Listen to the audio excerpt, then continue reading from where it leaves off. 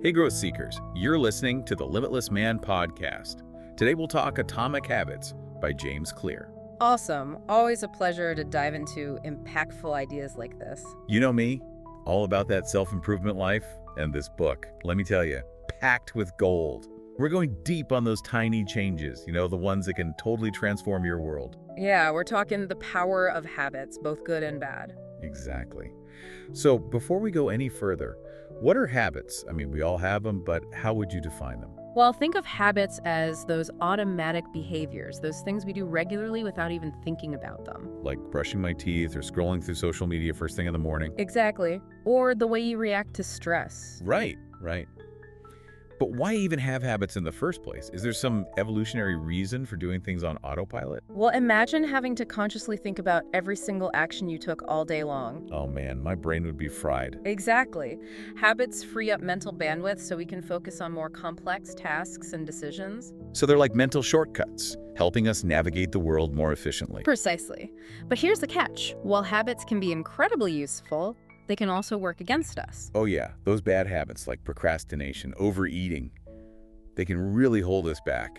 It's like being on autopilot, but heading in the wrong direction. Exactly. And that's where James Clear's Atomic Habits comes in. He gives us a practical framework for understanding and changing our habits. Okay, love that. He calls them atomic, right? Because he focuses on those small, incremental changes over time. Yes. Just like atoms are the building blocks of matter, these tiny changes compound to create big results. It's not about making huge, overwhelming changes all at once. It's about making those tiny tweaks that, over time, add up to something amazing. It reminds me of that story about the British cycling team. Have you heard that one? Of course, that's a classic example of atomic habits in action. They focused on making tiny 1% improvements every day. They eventually became a dominant force in cycling. Winning Olympic gold medals and major tours. You got it. It's mind-blowing. Just 1% better each day. It seems so small. But the compound effect is incredible. And this applies to everyone, right? Not just Olympic athletes. Absolutely. It's the consistency that's key. Think about finances, what's more important. Being a millionaire who overspends, or someone struggling financially but consistently saves even a small amount. You're right. It's not about where you are now. It's about the direction you're heading. Your habits are like the compass guiding your journey. Love that analogy. And speaking of guidance, Clear gives us this awesome framework, the 4 laws of behavior change. It's like a roadmap to make those positive habits stick. It really is. Okay, let's break them down. What's the first law? The first law is make it obvious. All about setting up cues in your environment to trigger the desired behavior. So if I want to read more, I should leave a book on my bedside table instead of hiding it in a drawer. You got it. Make those positive cues more prominent in your daily life. Out of sight, out of mind. Makes sense. Okay, what's law number 2? Law number 2 is to make it attractive. We're naturally drawn to things we enjoy. So the key here is finding ways to make your habits enjoyable. Like, focus on the endorphin rush you get after a good workout. Exactly. Or pair a habit you want to build with something you already love. Like, let's say you want to start listening to educational podcasts, but struggle to find the time. Try bundling that podcast with your daily walk or commute. Ooh, I like that. Associating it with something positive, or even better, connecting it to something you already enjoy. What about the third law? The third law is to make it easy. The easier a habit is to perform, the more likely you are to actually do it. So we're working with our brains, not against them. Exactly. Clear talks about the 2-minute rule, which is all about breaking down a habit into a smaller version that you can do in under 2 minutes. So if I want to run a marathon, I should just start by putting on my running shoes. Exactly. Sometimes we overcomplicate things and make them feel impossible. Starting small is key. Focus on taking that first tiny step. I'm all about breaking things down into manageable chunks. Okay, hit me with the last law. The fourth law is to make it satisfying.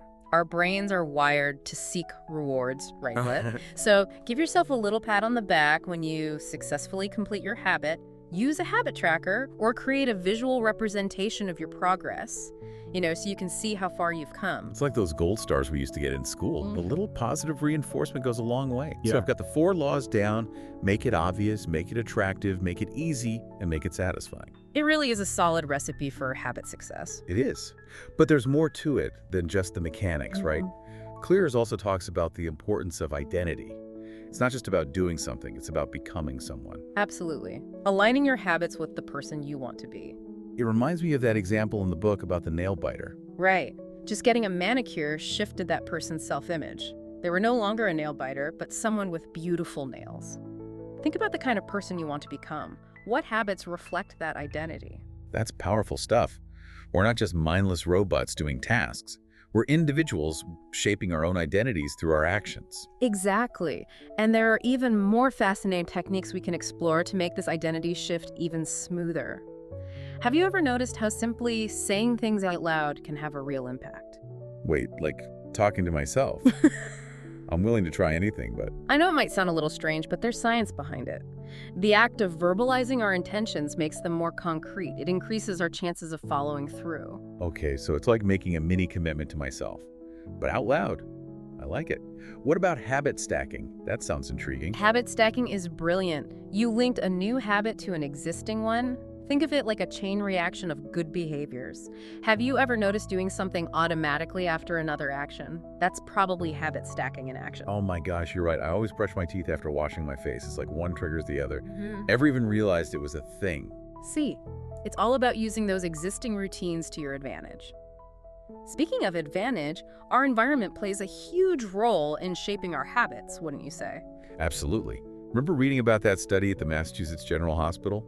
They changed how people were consuming soda just by rearranging the cafeteria. That's a classic example. Shows how even small tweaks to our surroundings can be super powerful. It's not always about brute force willpower, it's about setting ourselves up for success by designing our environment to support our goals. It's amazing how much we're influenced by our surroundings, even without realizing it. You know, speaking of subconscious influences, I recently heard this story that blew my mind. It was about a paramedic who spotted a heart attack in her father-in-law just by looking at his face. Wow, that's incredible. How is that even possible? It turns out that through years of experience, she developed this subconscious ability to recognize subtle facial cues associated with a heart attack. Her brain had this pattern recognition system without her even realizing it. That's fascinating. Just goes to show how we're constantly picking up cues and forming patterns, even without realizing it. We all have automatic patterns, and the good news is we can use that knowledge to our advantage. This is where things get really interesting. We've talked about the power of habits, but what's the science behind it all? It's time to dive into the world of dopamine. Dopamine, yes, it's a neurotransmitter in our brains associated with pleasure and reward, and it plays a huge role in habit formation. Essentially, anticipation of the reward fueled by dopamine drives our actions. Think about the excitement you feel when you see a notification pop up on your phone. Don't even get me started on social media. It's like they figured out how to hack our brains. Social media is a master at hijacking our dopamine system, that's for sure. But understanding this can help us break bad habits and cultivate good ones. So how do we use this dopamine knowledge to our advantage? One way is to make a habit less appealing by reducing anticipation of the reward. You can remove cues that trigger cravings. Like if I'm trying to cut back on sugary drinks, keep them out of sight in the pantry. Exactly. Out of sight, out of mind.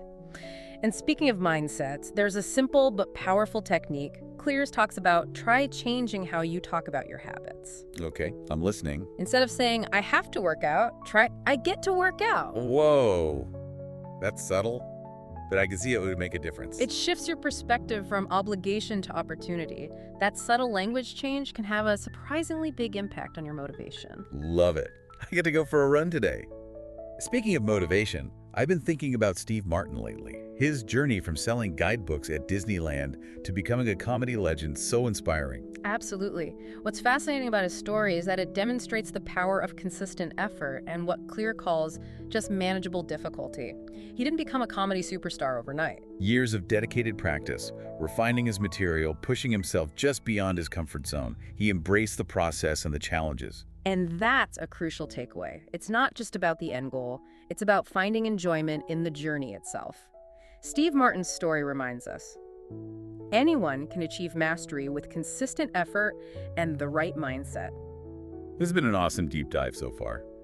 We've covered so much: the definition of habits, why they matter, the 4 laws of behavior change, the importance of identity, and that fascinating role of dopamine. It really has been a great exploration of the science and psychology behind habit formation, and we've only just scratched the surface. Can't wait to keep going. Welcome back. Ready to dive back into atomic habits? You bet. Last time we were talking to the power of those small changes and how they can really snowball into big results. The beauty of the atomic approach. We talked about making habits satisfying, but what about those habits that, well, aren't so enjoyable? Like eating healthy or sticking to a budget. How do we make those stick?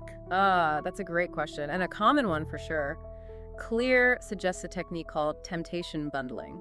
Temptation bundling. Okay, that sounds kind of sneaky. Tell me more. It's all about strategically pairing something you want to do with something you already crave. Like only allowing yourself to watch your favorite TV show while you're on the treadmill.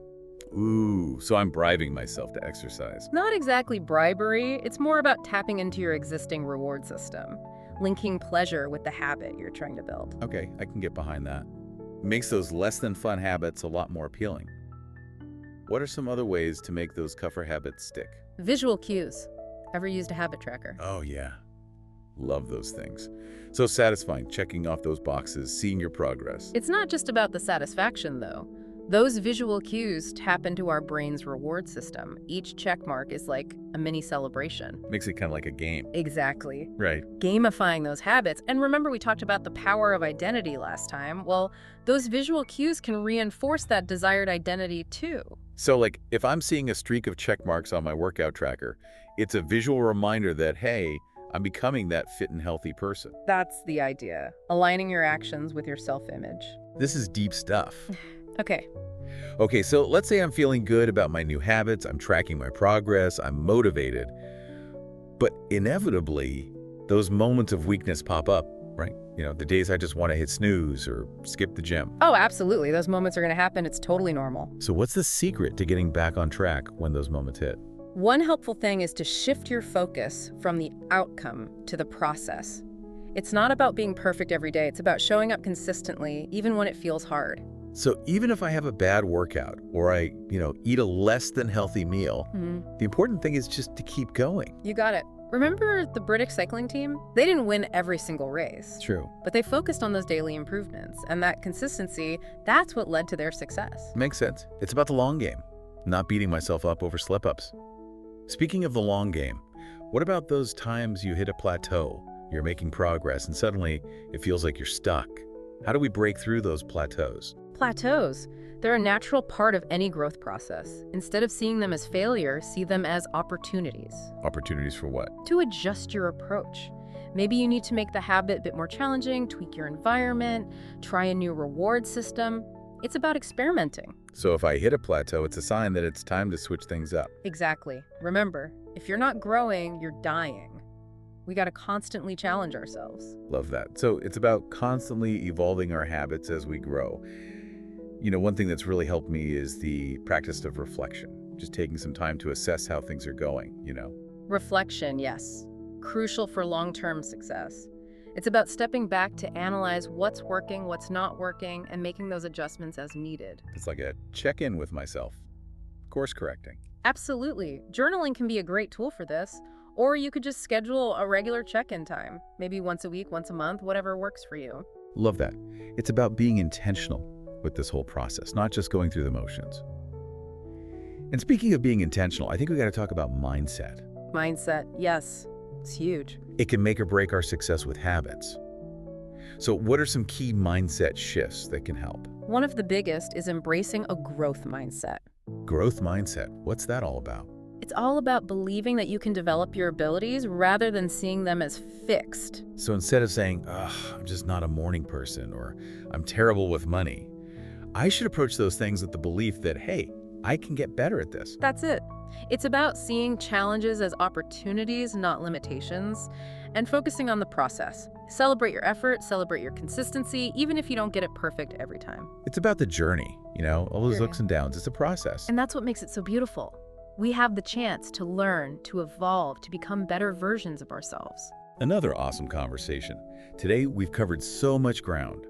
Practical techniques like temptation bundling, habit tracking, deeper concepts like identity and mindset. How to overcome those challenges, like dealing with moments of weakness and breaking through those plateaus. It really has been a great exploration. It's all about being patient, consistent, and kind to ourselves along the way. Back again for part 3 of our deep dive into atomic habits. One thing that's really stuck with me is that our motivation, it's not always reliable. Oh, totally. Some days you're fired up, ready to conquer the world. Right. Other days... The other days, the couch is looking pretty good. Exactly. Our motivation, it ebbs and flows. That's why it's so crucial to have systems in place to support us when that willpower's running low. Systems, like having a plan B for those couch days. You got it. It's about designing our environment and our routines so that good habits become the easiest choice. Setting ourselves up for success, even when we're not feeling 100%. Okay, so instead of relying on willpower alone, which we know can be kind of flaky, it's more about setting up these external supports that almost make those good habits automatic. Exactly. Think about it, even a little bit of friction can totally derail us. Like, if your workout clothes are buried in a drawer, it's just that much harder to get out the door for a run. Oh, tell me about it. My gym bag is like a black hole sometimes. Right. So it's about making good habits as convenient as possible and putting temptation out of reach. I'm liking this. There's a great strategy Clear talks about, making those one-time changes that pay off in the long run. Give me an example. Unsubscribing from all those tempting email lists that clutter your inbox. Oh, good one. Those sales and promotions are always getting me in trouble. It's a one-time action, but it saves you a ton of willpower later on. It's like pre-committing to resist temptation. I'm into that. Pre-commitment. What else? What other examples? Think about meal prepping on weekends so you've got healthy lunches ready to go throughout the week. Right, or setting up automatic transfers to your savings account. Exactly. Small, one-time changes, but huge impact over time. Like giving your future self a high five. Now, this all sounds awesome, but what about staying motivated when the reward seems so far off in the distance? Yes. That's the classic battle, instant gratification versus delayed rewards. It's like, yeah, I want to be healthy eventually, but that pizza's calling my name right now. Our brains are wired for immediate pleasure, even if it means consequences later on. It's like our caveman brains haven't quite caught up with the modern world. You got it. But the good news is, we can actually train our brains to appreciate those delayed rewards. Oh, how do we do that? One way is to focus on the feelings associated with your long-term goals. Like, instead of thinking about what you're giving up by not eating the pizza, visualize how good you'll feel after a week of healthy eating. So shift my focus from the immediate sacrifice to the long-term benefits. That's it. You can even create physical reminders, too. Maybe a picture on your fridge of your dream vacation to remind you why you're saving money. Or like a photo of someone who embodies your fitness goals. Exactly. Make those future rewards feel more real, more present. And of course, we got to celebrate those small wins along the way. Small wins, big celebrations, keeps the momentum going. Absolutely. Even on those days when motivation is totally MIA, challenge yourself to do just 2 minutes of whatever habit you're building. 2 minutes. Seems almost too easy. That's the beauty of it. Break down those mental barriers and just get started. Like maybe I plan to meditate for 2 minutes but end up doing 10. Exactly. Or 2 push-ups turn into a whole workout. It's about outsmarting our brains. Tricking ourselves into taking action. Love it. And once you take that first step, so much easier to keep going. A journey of 1,000 miles starts with a single step, right? Sometimes that step is just 2 minutes long. This is great stuff. But let's be real, we all slip up sometimes. Of course. It's human nature. So how do we deal with those inevitable setbacks? First, be kind to yourself. Don't dwell on the slip-ups. Yeah, it's not about perfection. Exactly. It's about persistence. Just acknowledge it, learn from it, and get right back on track. Progress, not perfection. I love that. One of the most valuable things I've learned from Atomic Habits is focusing on building systems, not just setting goals. Ooh, that's interesting. Explain that one. We can set all kinds of goals, but without the right systems in place. They're just wishful thinking. So the systems are what actually get us there. Exactly. Goals provide direction, systems are the how. It's like having a recipe. Rather than just hoping for a delicious meal, systems give us the step-by-step process. It's about creating a sustainable lifestyle, not just a quick fix. Exactly. It's a marathon, not a sprint. So how do we make sure our habits actually stick for the long haul? Yeah, that's the million-dollar question. One key is to regularly review and adjust your approach. What worked a month ago might not work so well today. Things change, we gotta adapt. So those regular check-ins we talked about. Exactly. See what's working, what's not, and tweak your systems and routines as needed. And of course, celebrate those wins, big or small. Absolutely. Oop, Those Dave. small wins keep us motivated, especially for the long term. It's about staying inspired, remembering why we started this journey in the first place. But how do we keep pushing ourselves? even when things get tough. Remember, just manageable difficulty. Find that sweet spot, that challenge level that keeps you engaged but doesn't overwhelm you. It's like leveling up in a video game. I love that. And those challenges, they're not something to be afraid of. They're opportunities to grow. It's stepping outside our comfort zones. That's where the magic happens. Absolutely. And remember, growth is ongoing. There's always room for improvement. Embrace the journey, the ups, the downs, the never-ending pursuit of becoming our best selves. This has been an incredible deep dive into Atomic Habits by James Clear. It's been awesome exploring these ideas with you. The pleasure was mine. Hope our listeners feel empowered to take action and transform their lives one small habit at a time. Thank you for listening to our podcast. Rate your comments, questions, and maybe the things you are struggling with. Don't forget to like and subscribe to our channel, and please share it with your family, your friends, or anyone. Be the best version of yourself.